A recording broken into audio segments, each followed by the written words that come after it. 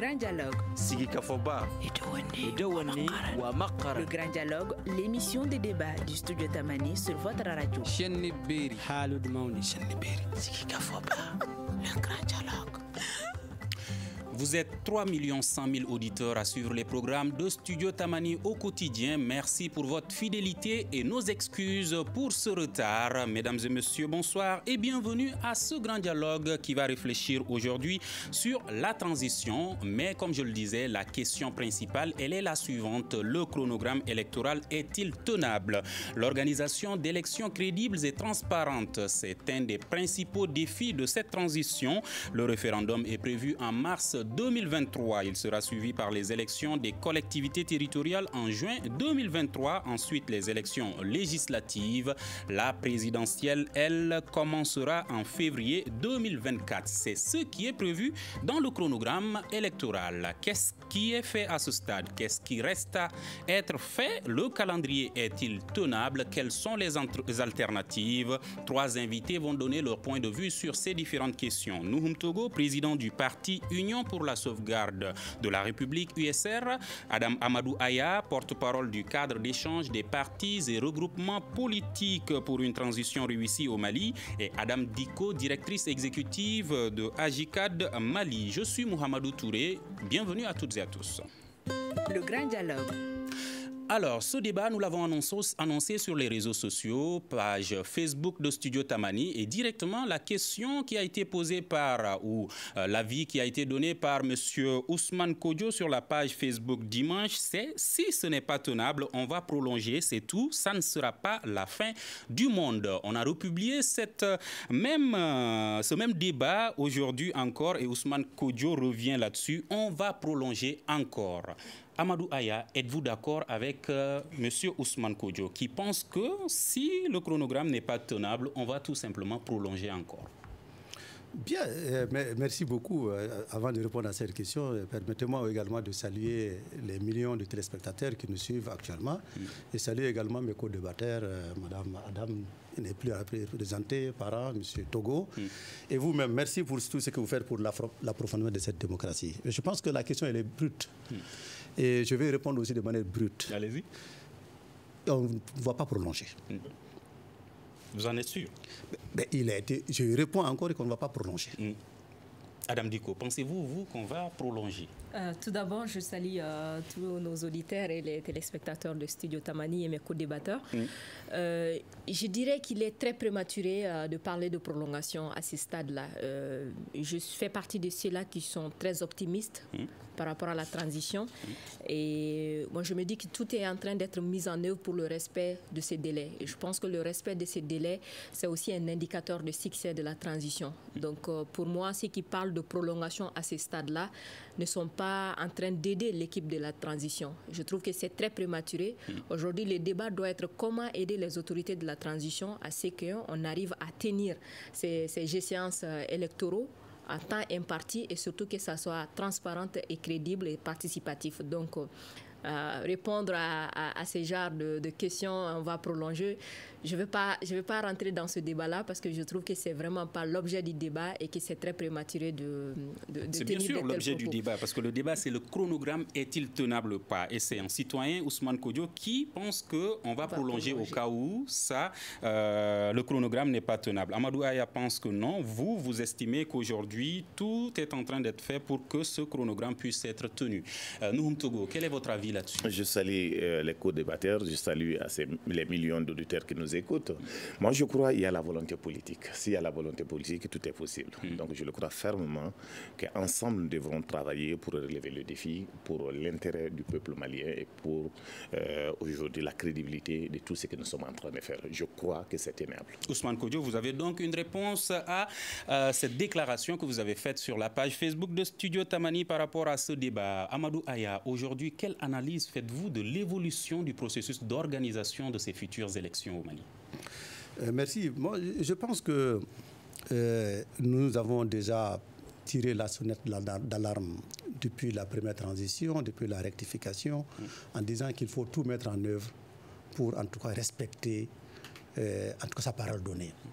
Et le chronogramme en est un.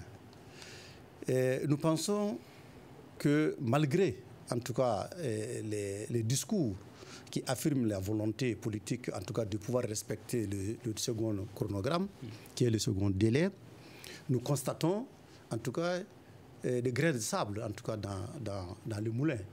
Grains de sable parce que nous avons connu un très grand retard quant à la mise en place d'un organe assez important qui est l'EJ.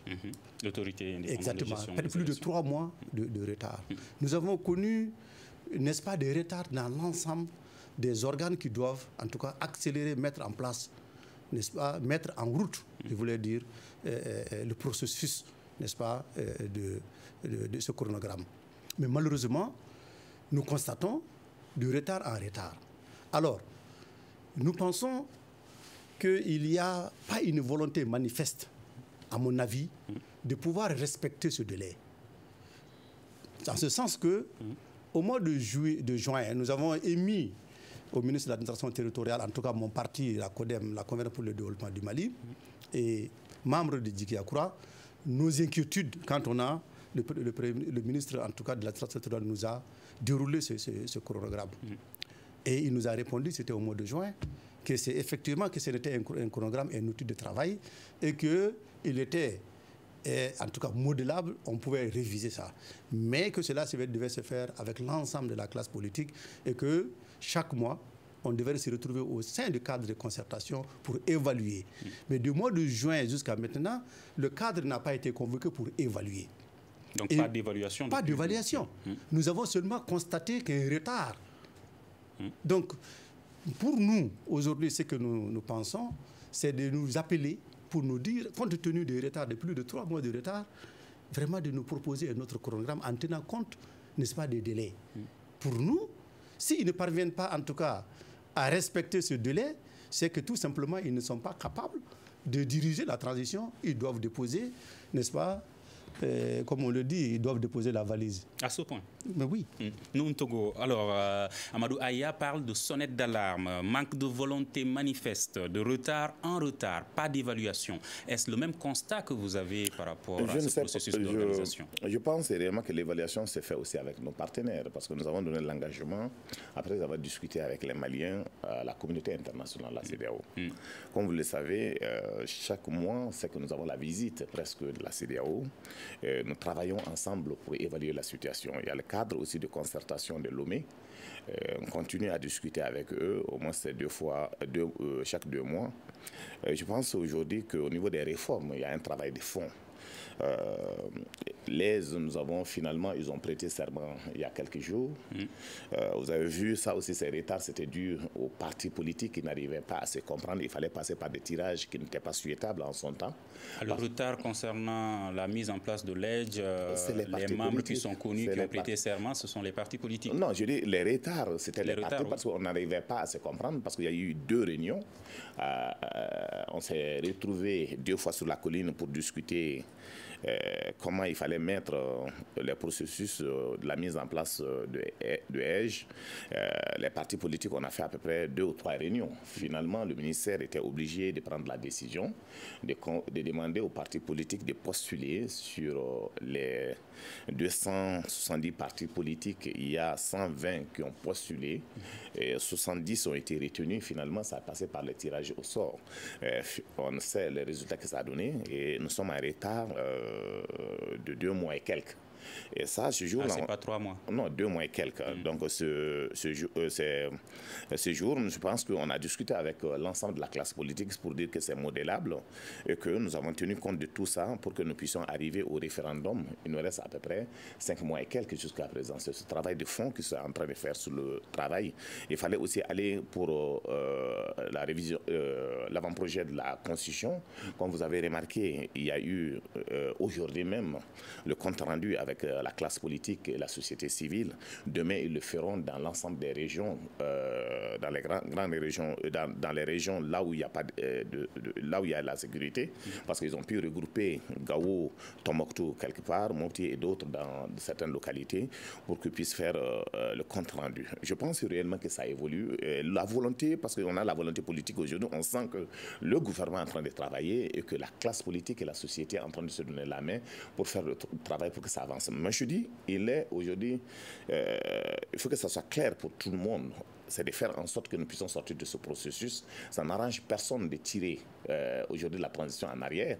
C'est que pour que nous puissions, pour que le Mali revienne dans ce monde de la démocratie et qui sera apprécié par tout le monde, cette volonté politique, je pense que le gouvernement est en train de tout faire pour qu'on puisse rentrer dans les cadres de l'ordre pour que nous puissions organiser rapidement les élections futures. Donc vous êtes d'accord avec le retard accusé, mais vous estimez que ce sont les partis politiques qui sont responsables? C'était prévu dans le programme, on savait qu'il pouvait avoir des retards et franchement on avait dit à la rencontre avec le ministre de l'administration territoriale qu'on pouvait résoudre le problème. Il faut aménager un peu le programme, c'est fait avec le chronogramme. Vous savez, si on parle jusqu'à par rapport à ce retard-là, est-ce que ce sont les partis politiques seulement qui sont responsables ou est-ce que les autorités de la transition ont leur part de responsabilité? Je suis parti politique, je sais qu'il y a eu beaucoup de difficultés pour qu'on puisse tomber d'accord, donc c'est qui a mis beaucoup le programme à retard. Je reviens sur la question, est-ce que les autorités de la transition ont leur part de responsabilité? Je partage la responsabilité, mais je sais que 70% c'est les partis politiques. Alors, Adam Dicko, vous, quelle analyse faites-vous de ce processus d'organisation des élections? Ok, d'abord, moi, je vais partir du postulat qu'il y a des choses qui ont été faites et des choses qui restent à faire. Déjà, par rapport au processus d'organisation des élections, il faut quand même admettre qu'il y a un projet de loi qui a été présenté au CNT, qui a été voté. Donc, aujourd'hui, nous disposions d'une loi électorale, chose qui n'était pas le cas à un certain moment donné. En plus de ça, la mise en place des LEJ, qui a quand même fait couler beaucoup d'encre. Finalement, l'EJ a été mise en place, même si l'EJ qui a été mise en place est contesté de part et autre, mais quand même il y a l'EJ qui a été mise en place et ses membres ont prêté serment. Et il y a aussi la révision annuelle des listes électorales qui a commencé le 1er octobre. Donc ça, c'est des choses qui ont été faites qui peuvent donner espoir que nous allons respecter le délai de la transition. Mais hormis cela, il y a aussi d'autres choses qui sont en train d'être passées, notamment qu'il faut quand même rappeler aux autorités par rapport au respect de ces engagements. Notamment, le gouvernement a institué un cadre d'échange avec les partis politiques et les acteurs de la société civile pour évaluer le processus des réformes constitutionnelles et électorales. Et il n'y en a pas eu depuis juin. Ces cadres-là, oui, il y a eu quand même des réunions, mais depuis un certain temps, ces cadres est quasi inexistant. Alors que ces cadres permettent vraiment d'alerter le gouvernement par rapport aux retards qui sont acquis.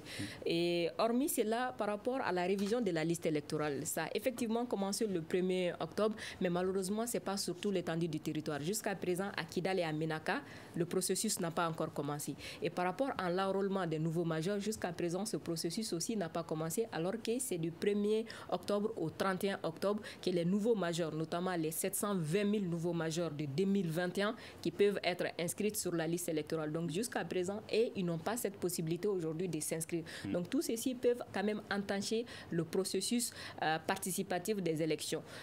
Une troisième dimension, ça c'est la supervision du processus de la révision de la liste électorale. Il est prévu dans la loi que l'EJ va superviser le processus de révision des listes électorales. Et jusqu'à présent, les démembrements de l'EJ n'ont pas encore été mis en place, alors que le processus de révision elle-même a déjà commencé. La révision elle-même a commencé depuis le 1er octobre, parce que c'est ce que la loi dit, mais elle n'est pas en train d'être observée par les autorités, parce que c'est l'EJ qui doit faire ce processus d'observation. Et l'EJ n'est pas encore démembré, n'est pas véritablement sur place au niveau des collectivités pour faire cette révision. Donc voici un peu des choses qui ne marchent pas, qu'on doit alerter les autorités à les corriger très rapidement. Selon vous, on a mis la charrue avant les bœufs en ce qui concerne la révision des listes électorales, si bien sûr c'est l'EJ qui doit la superviser?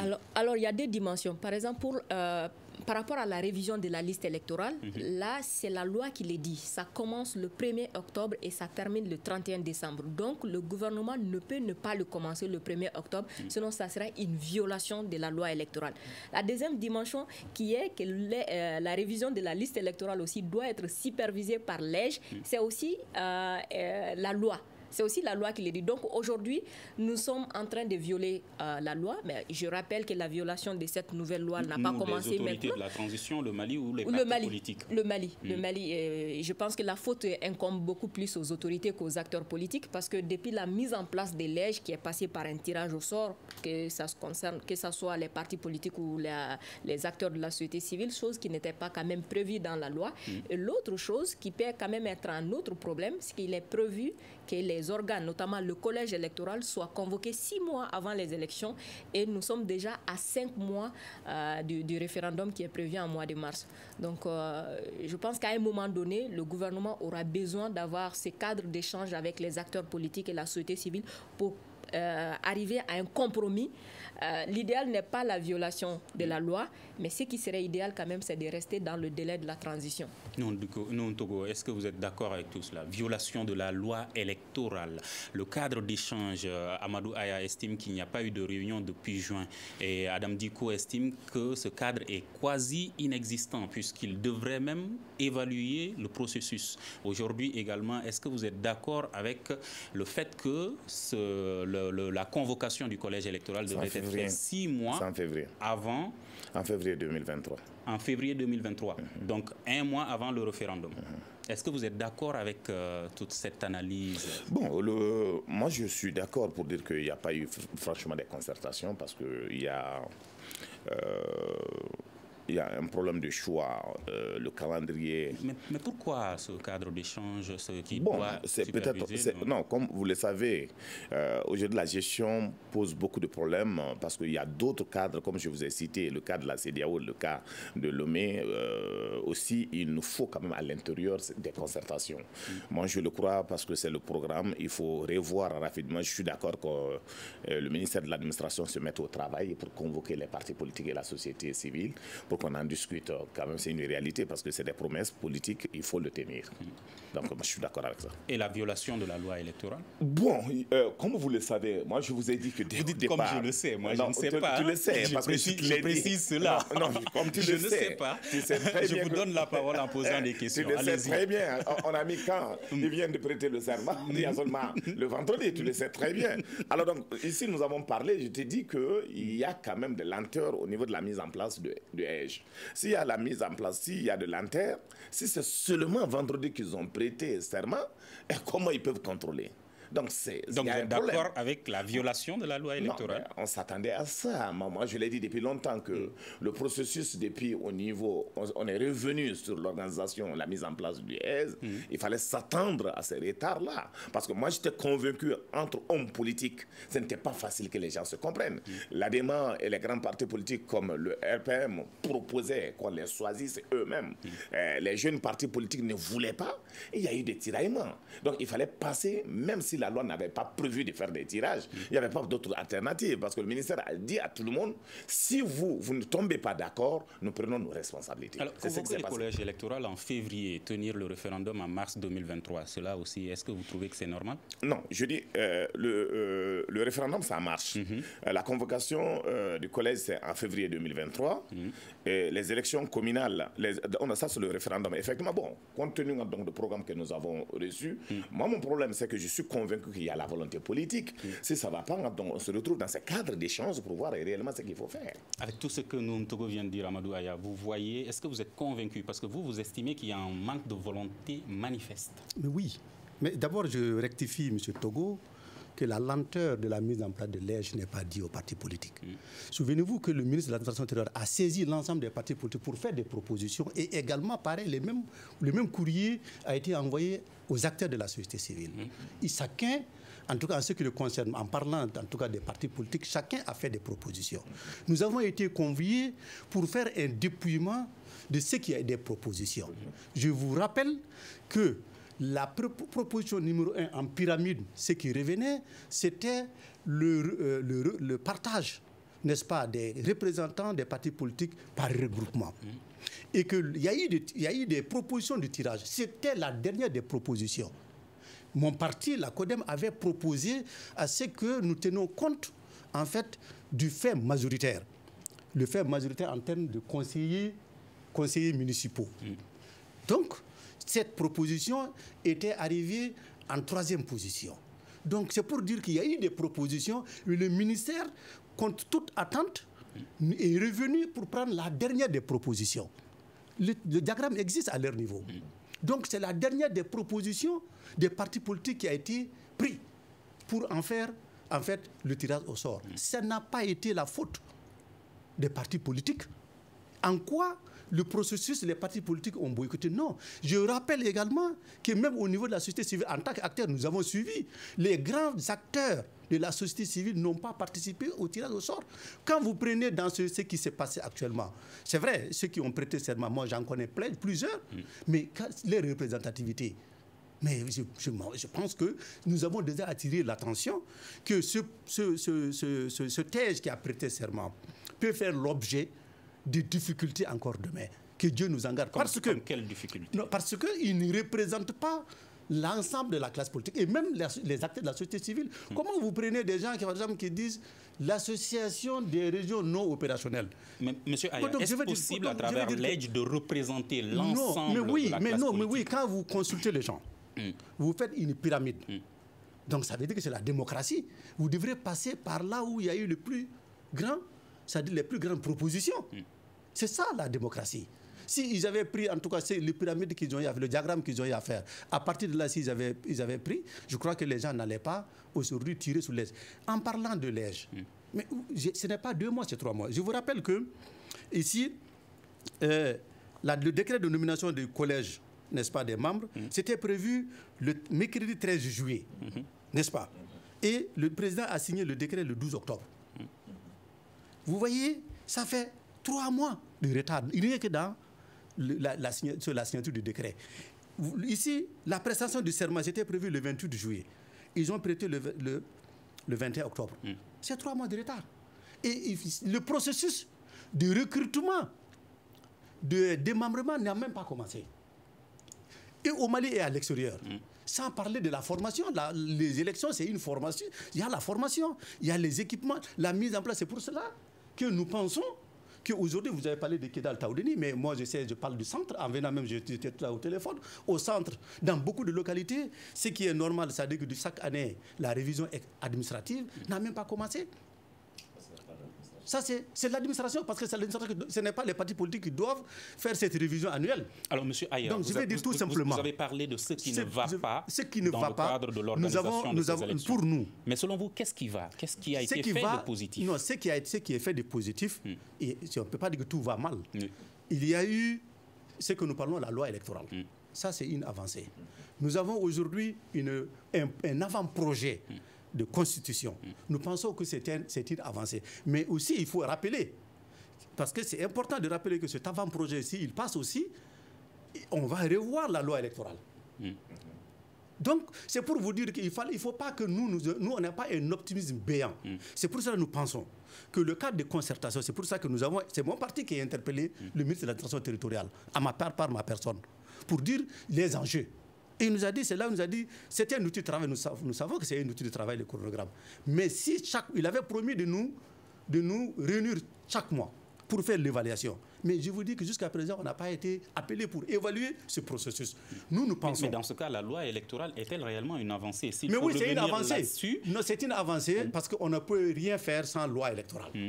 Mais il faut quand même revenir là-dessus après l'adoption. Aucun texte n'est parfait. Nous savons aucun texte n'est parfait. Les textes sont appelés à être, n'est-ce pas, à être évalués, à parfaire. Donc c'est un texte qui est là.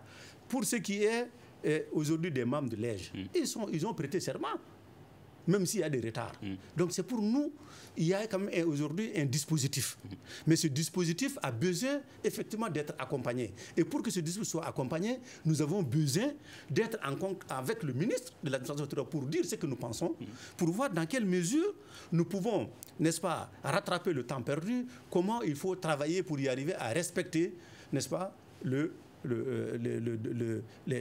échéances électorales. Donc, c'est en ce moment seul que nous pouvons dire oui, il faut peut-être déplacer d'une semaine ou 2 semaines, c'est possible. C'est pour ça, au départ, j'ai dit que c'est brut. Mais dans les débats, je voulais revenir dans ça. Si les gens savent qu'il y a une avancée, il y a un travail participatif qui est fait, mais s'il y a un glissement de 1 mois, 2 mois, 3 mois, mais de toute façon, on appréciera. C'est la classe politique, c'est le Mali, parce que ce qui est important aujourd'hui, c'est plus que nous puissions sortir de cette situation. Donc, à mon avis, n'imputer la lenteur aux partis politiques. je pense qu'il faut aller regarder, voir les faits. Quand tu parles de partenaires, on va y revenir. On donne la parole à Adam Dicko. Le Mali vit une situation que beaucoup jugent exceptionnelle, la transition. Mais quand vous évaluez l'organisation de cette ou de ces futures élections-là et les précédentes, qu'est-ce que vous voyez de concret qui change, qui pourrait rassurer les Maliens à aller vers des élections crédibles et transparentes? Alors ça c'est une question très difficile parce qu'au Mali, on a toujours organisé les élections comme si on était surpris par les élections. On organise les élections dans la précipitation, comme si ce n'était pas connu, la date n'était pas connue. Et ça fait qu'on fait toujours des élections où les partis politiques, les acteurs de la société civile, les partenaires, tout le monde y va, mais tout le monde sait que ça ne va pas bien se passer. Et aujourd'hui, quand on regarde un peu le processus qui est en train de nous conduire, on voit que c'est la même chose, au fait. Parce qu'on parle de lège. C'est mis en place, c'est bien, mais les démembrements ne sont pas mis en place et le travail n'a pas commencé.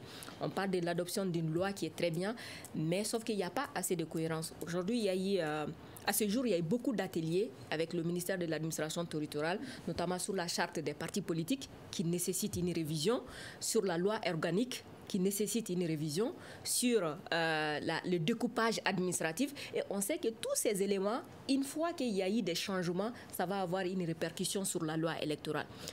La deuxième dimension, c'est par rapport à la révision constitutionnelle. Nous savons que l'avant-projet qui est proposé, si jamais les éléments constitutifs qui sont dedans en lien avec la Cour constitutionnelle, en lien avec les réformes constitutionnelles et électorales, cela va nécessiter forcément de revoir la loi électorale. Donc aujourd'hui, on est en train de travailler avec une loi électorale alors que nous savons tous que le processus va nous amener à changer cette loi électorale parce qu'elle n'est pas complètement en conformité avec ce qui est demandé, avec les réalités sur le terrain. Donc, il n'y a pas de grand changement en fait. Il n'y a pas de grand changement parce que c'est toujours cette pression des partenaires que nous sentons pour aller aux élections, alors que nous-mêmes, au niveau des autorités politiques, on ne sent pas une volonté réelle de changer véritablement les choses en profondeur pour qu'on ait des élections crédibles, transparentes et vraiment que les résultats vont refléter les besoins et les aspirations des populations. Donc, il n'y a pas de grand changement à ce niveau pour le moment. Convoquer également le collège électoral en février 2023, comme le dit Nouhoum Togo, et ensuite tenir le référendum en mars 2023, un mois après, les collectivités territoriales également, les élections qui les concernent en juin 2023. Est-ce que vous pensez que cela n'est pas tenable. Cela n'est pas tenable quand on regarde l'organigramme qui est proposé par le ministère. C'est le collège est convoqué 6 mois avant. Notamment, et aujourd'hui, quand on parle du collège, c'est surtout l'EJ. C'est surtout l'EJ avec les autres démembrements. Donc l'EJ ne peut pas être convoqué un mois avant les élections. C'est pas... Ce qui est important... Est-ce tenable ou pas? Bon, on se bat pour ça. Moi, je dis... Oui, mais est-ce que c'est possible? L'impossible n'est pas malien. Donc, on se bat. Mais Adam estime tout de suite qu'on va toujours dans la précipitation et c'est le même constat qui a été soulevé lors des précédentes élections. Non, moi, je ne crois pas. Parce qu'effectivement, il y a beaucoup de difficultés. La pression, ce n'est pas seulement nos partenaires... de l'extérieur, même à l'intérieur. Regardez ce qui se passe. Les hommes politiques, d'autres sont pressés, pensant que réellement ils sont sortis, ils sont out. Ils sont pressés aujourd'hui de revenir pour reprendre. Ils pensent que c'est leur chose. Ils sont pressés. Alors donc, il y a des pressions un peu partout. La communauté internationale, c'est vrai. La CEDEAO, d'autres. Donc, vous avez remarqué tout récemment la visite des Américains. Ils sont pressés, je prends vos mots, mais aujourd'hui, vous estimez que l'impossible n'est pas malien. Dites-nous, vous, comment vous verrez la tenue des élections avec la convocation du collège qui est faite un mois avant? Non, je suis convaincu que s'il y a la volonté politique, on va se retrouver, on va discuter. Est-ce qu'il y a cette volonté politique? Il y a la volonté politique, tu le sais très bien, toi, mon cher ami. Tu le sais très bien. Je répète encore, je ne sais rien. Je pose des questions. Adam, vous vouliez réagir par rapport à ce que Nouhoum Togo est en train de dire? Pour confirmer ce que je disais, en 2018, nous avons alerté le gouvernement de Faye Ibrahim Boubacar Keïta par rapport à l'enrôlement des nouveaux majeurs. En 2020, nous avons fait la même chose à la veille des élections législatives. Il y a eu un enrôlement spécial, mais qui n'a pas pris en compte les nouveaux majeurs. En 2021, il y a eu la révision de la liste électorale, qui n'a pas pris en compte les nouveaux majeurs. Aujourd'hui, quand vous regardez l'état civil, il y a 780 000 nouveaux majeurs. c'est-à-dire des gens qui ont déjà été enregistrés, qui ont leur empreinte, mais qui n'ont pas la photo, qui doivent être sur la liste électorale. Encore aujourd'hui, nous sommes en train de faire la révision de la liste électorale, mais les commissions administratives n'ont pas la possibilité de prendre ces personnes-là. Donc ces 780 000 personnes ne pourront pas voter lors du référendum. Et c'est le même processus. Donc du coup, c'est que nous, on a... Vous êtes optimiste par rapport à la tenue de ce calendrier. Oui, par rapport à la tenue, je suis optimiste. Mais la bonne tenue, c'est ce que vous avez. Est-ce qu'il va y avoir la différence entre ces élections et les élections que nous avons vues jusqu'ici? Voilà pourquoi j'ai dit non, parce que je ne vois pas la cohérence dans les actes. L'autre chose qui est extrêmement importante, ça c'est la révision de la charte des partis politiques et la loi organique. Ces deux choses-là sont extrêmement importantes et malheureusement, on est parti directement à la loi électorale sans pour autant finir avec ça, alors qu'il y a eu des ateliers avec la classe politique, avec la société civile pour toiletter cela. Et encore, nous allons y revenir. L'autre chose par rapport au nombre de députés, un jour ce problème va faire surface. Le nombre de députés qu'on a aujourd'hui équivaut à moins de 10 millions de Maliens. Nous sommes aujourd'hui à plus de 20 millions de Maliens et nous allons partir avec le même nombre. Donc en termes de cohérence, on ne voit pas beaucoup la cohérence et on ne voit pas surtout la différence entre les autres élections et cette élection. Mais pour la tenue, oui, quand la volonté politique est là, on peut tenir. Mais est-ce que ça va être des bonnes élections? Est-ce qu'il y aura la valeur ajoutée par rapport aux autres élections? Doit-on s'attendre à de bonnes élections, Amadou Aya? Non, c'est pour ça quand on parle d'élections transparentes et tout ça, je pense que ce n'est que des mots.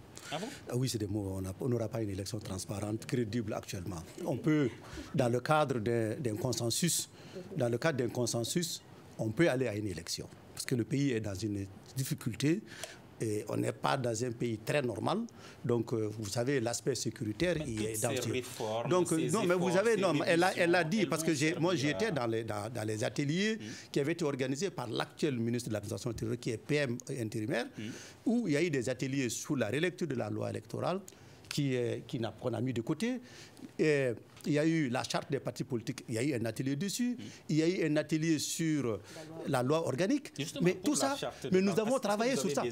Mais nous avons travaillé parce que j'étais même membre d'une commission de rédaction.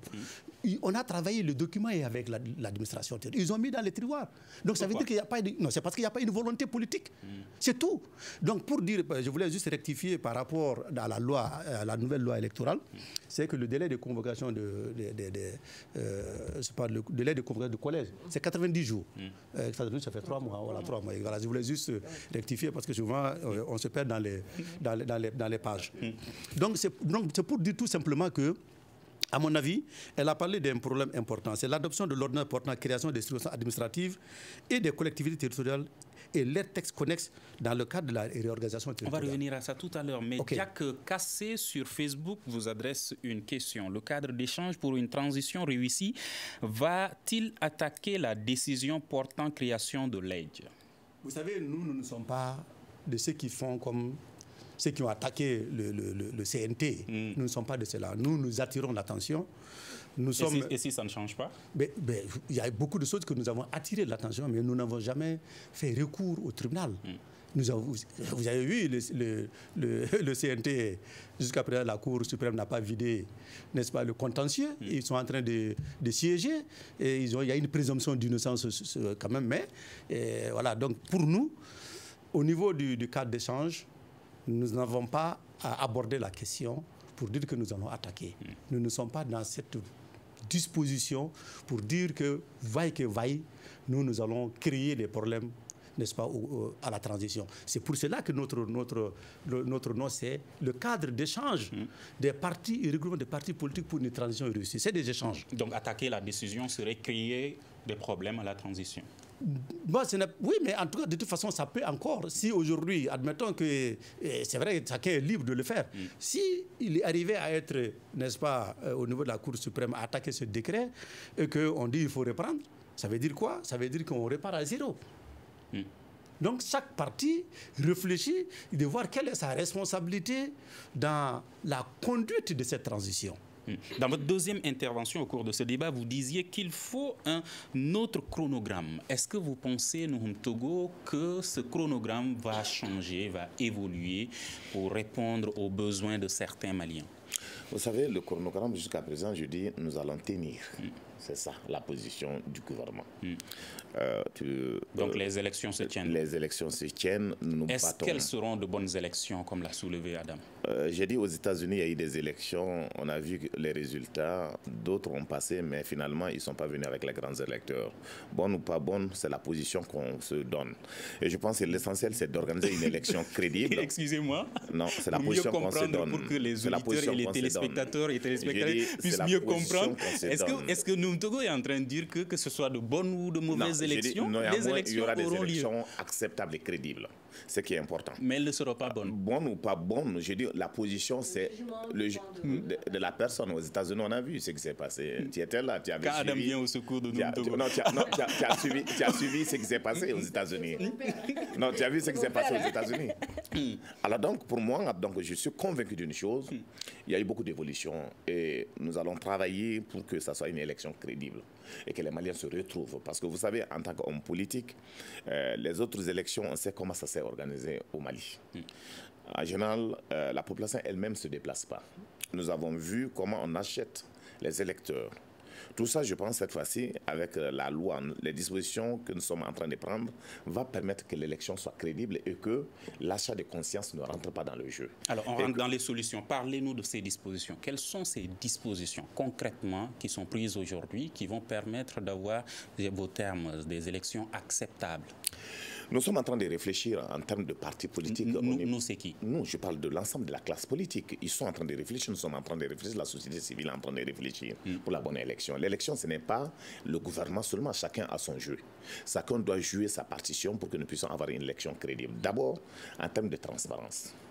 Il faut que l'élection, que les Maliens se reconnaissent. Moi, toujours, en tant qu'homme politique, je dis à tout le monde, il faut que les Maliens acceptent de faire la politique. Parce que ce qui se passe aujourd'hui, c'est seulement certains hommes politiques avec un peu de moyens qui acceptent de faire la politique. Les autres pensent que ça ne les intéresse pas. Est-ce que les partis politiques, par exemple, expliquent aux Maliens lambda c'est quoi la politique, c'est quoi son rôle? Bon, on le fait avec les moyens de bord, mon frère, on le fait avec les moyens de bord. La société civile aussi explique. Mais aujourd'hui, c'est que les moyens que nous avons, nous ne pouvons pas avec l'insécurité. Il faut prendre tout ça en compte, parce que si on parle d'une très bonne élection, il faut d'abord la sécurité. Mais aujourd'hui, je pense que ce que le gouvernement est en train de prendre comme disposition en termes de sécurité, c'est rassurant. Parce qu'aujourd'hui, les dernières informations que j'ai au niveau du ministère de la Défense, c'est que nos militaires se déplacent pour aller chercher les touristes jusqu'à dans les confins du Mali. Et donc pour moi, c'est rassurant. Ils sont en train de travailler sur les élections de ceux qui sont hors du système, hors du Mali. Est-ce que vous pensez que certains habitants au nord du Mali ont cette même vision de vous? Par exemple, quand il y a une ville morte, à Gao notamment. Écoutez, c'est pas facile de gérer sur place. Mais aujourd'hui, à Gao, il y a des efforts. Et vous savez comment Gao a été géré depuis quelques années. Mais aujourd'hui, il y a des efforts. En termes de sécurité, ce n'est pas facile. Gao est la ville surarmée. Il n'y a pas de famille aujourd'hui s'il n'y a pas de Kalachnikov à Gao. Donnons la parole à Amadou Aya maintenant. Quelle solution proposez-vous, Amadou Aya, pour que des élections crédibles, transparentes puissent être organisées? Pas d'élections transparentes et crédibles. Moi, je parle d'élections acceptées. Oui. Peut-être des élections qui seront acceptées dans le cadre d'un consensus, dans le cadre d'un compromis politique, pour nous permettre de sortir vraiment de cette situation. Pour moi, aujourd'hui, malgré tout ce qu'on nous raconte, à mon avis, je n'ai pas encore entendu le retour de l'administration dans des partis, en tout cas, qui ont été occupés. Dans l'ensemble aujourd'hui du territoire, nous n'avons pas notre administration, le retour de l'administration. Chose indispensable pour une élection. Le retour de l'administration. Quand je parle de l'administration, il y a les services sociaux de base, il y a les écoles. Vous souvenez-vous, vous avez plus de 2000 écoles fermées. Or, ce sont les enseignants qui sont les présidents des bureaux de vote. Donc, à mon avis, il faut travailler pour le retour de l'administration de manière effective. Le retour, en tout cas, des déplacés, mais pour permettre également les conditions pour les Maliens, également les hommes politiques d'aller battre campagne. Sinon, aujourd'hui, malgré ce qu'on nous raconte, à mon avis, quand on nous parle, vous dites les dispositions sont prises pour aller, n'est-ce pas, aller déloger les terroristes, mais ce n'est pas accompagné par le retour de l'administration. Je peux vous citer plusieurs cercles où dans beaucoup de choses où les communes sont délaissées. Vous n'avez pas de maire. Quelle autre solution? Vous n'avez pas. Donc l'autre solution, c'est aujourd'hui le consensus, le compromis. Je le dis depuis très longtemps. Est-ce que vous pensez que c'est possible? Mais le compromis est possible parce que nous aimons tous ce pays. Et à cela, je pense que c'est à l'administration de convoquer le cadre de concertation qui est un cadre légal. Non, mais un cadre légal qui, depuis le temps de Erlaf, a été instruit par un arrêté. Un cadre d'échange qui doit regrouper l'ensemble des partis politiques de la société civile et également n'est-ce pas, les signataires du mouvement signataire de l'accord de paix. Donc, à mon avis, il faudrait instaurer ce dialogue entre nous, Maliens, pour que nous puissions nous pardonner. Nous ne puissions pas dire, comme l'a dit mon grand frère tout à l'heure, que oui, certains politiciens veulent venir. C'est ce que nous devrons abandonner. Parce que vous souvenez-vous, excusez-moi, que ceux qui ont fait le coup d'État à Modibo Keïta, les gens de Modibo Keïta attendaient à ce qu'il échoue. Et ceux qui ont fait le coup d'État à Moussa Traoré attendaient à ce que les gens de la démocratie échouent. C'est pour cela que ceux qui sont venus encore disent oui, le problème c'est les démocrates. Il faudrait qu'entre Maliens on s'accepte, qu'on se pardonne. Vous proposiez un autre chronogramme. Le chronogramme, le chronogramme, c'est-à-dire que c'est de revoir ensemble ce qui est possible, ce qui est faisable et ce qui n'est pas faisable. C'est-à-dire peut-être, c'est ce que je pense, qu'un certain nombre d'élections, on puisse les abandonner. Nous avons toujours dit que, par exemple, l'élection des collectivités territoriales, les maires et conseillers, pouvait être gérée par la loi. Et c'est ce qui a été fait d'ailleurs. Ça a été prolongé jusqu'à l'installation des nouveaux collèges. Donc on abonde ceci, que nous nous focalisons aujourd'hui pour revoir notre constitution, parce que ça aussi, ce n'est qu'un avant-projet. Les discussions n'ont même pas commencé. Je suis étonné de comprendre, de savoir que c'est eux qui vont aller les vulgariser alors que ce n'est qu'un avant-projet. Comme vous avez dit tout à l'heure que moi... Oui, mais le compte-rendu, je pense que c'est une perte de temps. C'est une perte de temps, à mon avis. C'est pour ça que nous n'avons même pas été. Je n'ai pas été, on a été invité, on n'a pas été. C'est une perte de temps, ce n'est qu'un avant-projet. Travaillons sur cet avant-projet pour avoir un projet et que les gens puissent vraiment se retrouver dedans afin d'avoir une nouvelle constitution, de revoir, parce que ça aussi de par la loi. La parole à Adam Diko maintenant. Vous estimez également qu'avoir de bonnes élections dans ce contexte-là, avec ce processus d'organisation en cours, va être compliqué. Alors comment avoir des élections acceptables? Ok, des élections acceptables et transparentes. Moi, je crois toujours à la transparence des élections et surtout que dans donc vous pensez que ces élections pourraient être transparentes? Pour moi, la transparence des élections va surtout dépendre vraiment de l'EJ, si elle est vraiment opérationnelle, parce que la sollicitation pour avoir une autorité ou un organe unique de gestion des élections, c'était par souci de transparence des élections, que l'administration n'ait pas la même mise sur les élections. Si l'EJ est opérationnel et que les dispositifs dans la loi, notamment la publication des résultats bureau de vote par bureau de vote, est respecté, avec l'appui des acteurs politiques, notamment les superviseurs et la société civile, je pense qu'on peut avoir des élections transparentes acceptables. Mais pour le moment, ce qu'il faut faire, ce qu'il faut rapidement faire, d'abord, c'est de rendre effectif l'opération de la révision des listes électorales. Parce que les élections, ce n'est pas le jour du scrutin, c'est bien avant. Pour avoir des élections participatives, il faut que des citoyens soient sur la liste électorale. Il faut que ceux qui ont déménagé puissent les signaler. Il faut que ceux qui n'ont plus le droit de vote et autres soient signalés. Donc, rendre effectif le processus de révision de la liste électorale.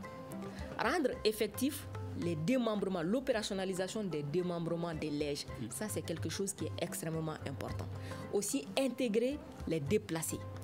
Mais si les partis politiques, déjà, Nontogo l'a dit, Amadou Aya l'a dit, qui s'attendre à des élections transparentes et crédibles serait, par exemple, un leurre. Est-ce que vous pensez que ce citoyen lambda, lui également, va avoir le courage d'aller participer à ces élections s'il n'a pas la garantie que ça va être des élections transparentes et crédibles?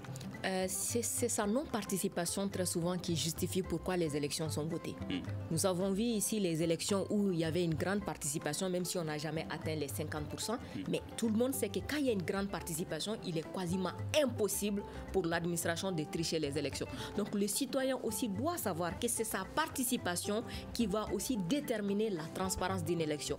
Si tu ne participes pas, c'est très normal qu'on fraude à ta place. Donc les citoyens ont aussi leurs responsabilités individuelles et engagées par rapport aux élections participatives mais aussi transparentes. Donc les acteurs politiques doivent jouer leur rôle. Et d'ailleurs, je profite de ce plateau pour dire que nous, sur le terrain, nous constatons vraiment l'absence des acteurs politiques par rapport à l'enrôlement pour la liste électorale. Nous sommes quasiment les seuls, les acteurs de la société civile, à sensibiliser les populations pour aller se faire enrôler, pour aller se faire enregistrer. Alors que c'est plus le travail des acteurs politiques. Et rapidement, Amadou Aya, êtes-vous d'accord avec cela, votre absence? Personnellement, moi je peux dire, en tout cas, je suis secrétaire général d'un parti, la CODEM. Je sais que j'ai signé beaucoup de mandats à l'intérieur où nos gens sont là, à l'intérieur, au Mali et à l'extérieur. Pour les sensibilisations, nous, Togo. Je pense que pour la sensibilisation, nous devrons faire des efforts, les hommes politiques. Donc vous reconnaissez cette absence. Et c'est ce qui met fin à ce débat. Nous aurons d'autres occasions pour parler de tout ce qui concerne l'élection, que ce soit la participation du citoyen lambda, le rôle des acteurs politiques de la société civile et évaluer au fur et à mesure avec les acteurs principaux, bien sûr, l'évolution de l'organisation de ces futures élections. Merci à nos invités. Nouhoum Togo, président du parti Union pour la sauvegarde de la République USR, Amadou Aya, porte-parole du cadre d'échange des partis et regroupements politiques pour une transition réussie au Mali, Adam Diko, directrice exécutive d'Ajicad. À la régie vidéo et audio, Abdul Malik Al-Maïmoun et Gagné Kanté. Je suis Mohamedou Touré. On se retrouve demain pour un prochain numéro du Grand Dialogue de Studio Tamani. Bonne soirée à toutes et à tous.